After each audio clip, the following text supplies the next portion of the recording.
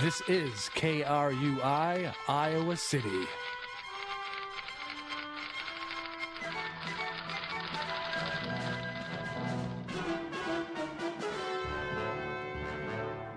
The temperature is a chilly 36 degrees. I am Erin Erickson, and I have the latest news for KRUI. Here are your headlines for this Thursday. Former international student pleads guilty. North Carolina overturns a controversial law, and a new intelligence on Tuesday's terror attack in Brussels. Today, a massive manhunt continues in Brussels in search for a second suspect involved in Tuesday's terror attacks. Authorities are now claiming 5 people were directly involved instead of 4. 2 men were allegedly involved in a bombing near the train station Melbeek Station. Brussels officials believed a second unnamed person was also involved in that blast.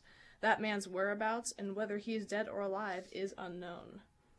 Radovan Karadzic, otherwise known as the Butcher of Bosnia, has been sentenced to 40 years in prison after being found guilty for genocide and other crimes against humanity.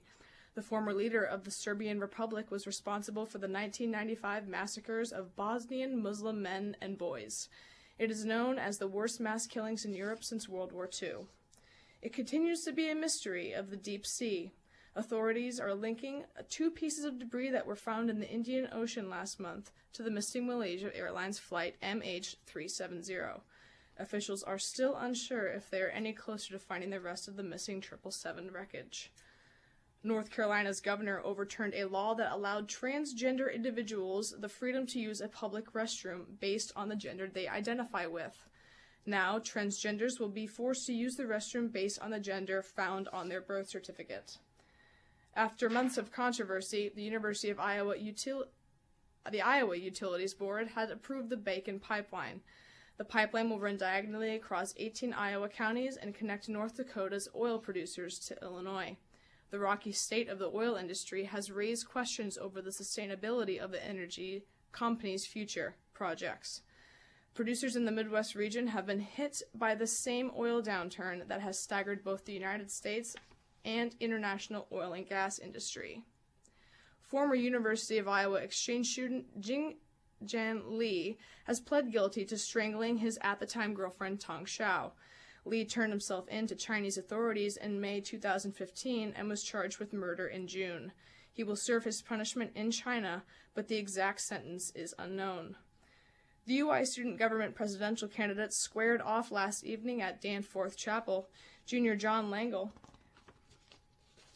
and current UI Speaker Pro Tem Rachel Zuckerman debated over why they would be the best man for the job. Langle focused his speech on the issue of tuition increase, while Zuckerman brought up the possibility of bringing food trucks onto campus next year. Both candidates touched on the productivity of the current student-ran Senate. Forbes magazine has listed the UI hospitals and clinics as one of the top 10 best places to work in the United States. It was ranked overall out of 500 employers across 25 industry sectors, and it was ranked number 1 for employers in the healthcare industry. The Iowa City Council approved plans to elevate Dubuque Street and reconstruct the Park Road Bridge in an effort to protect the city against future flooding. The project is estimated to cost $59 million and is projected to be finished in 2018. Iowa City is one step closer to bringing Uber to town.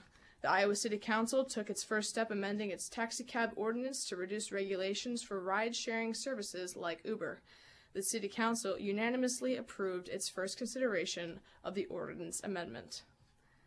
Iowa junior guard Peter Jock is taking advantage of a new NCAA rule that allows underclassmen the ability to explore the NBA without jeopardizing college eligibility. The new rule was finalized this past January and allows the player to enter the NBA draft multiple times just as long as he doesn't hire an agent. Jock will have 10 days after the combine to withdraw his name from the draft. 5 members of the Iowa men's swimming and diving team are headed to the NCAA championships this weekend. The members will travel to Atlanta and will compete in 5 different events. Aaron Rodgers has taken one too many hits to the head. The Green Bay Packers quarterback is claiming to have spotted a UFO while he was in New York, New Jersey area. Rodgers was with a group of friends when he claimed to have seen the extraterrestrial object orbiting in space. And finally, a quick look at the weather forecast for Iowa City. The temperature is a chilly 36 degrees with strong winds to continue throughout the morning. And for KRUI News, I am Erin Erickson.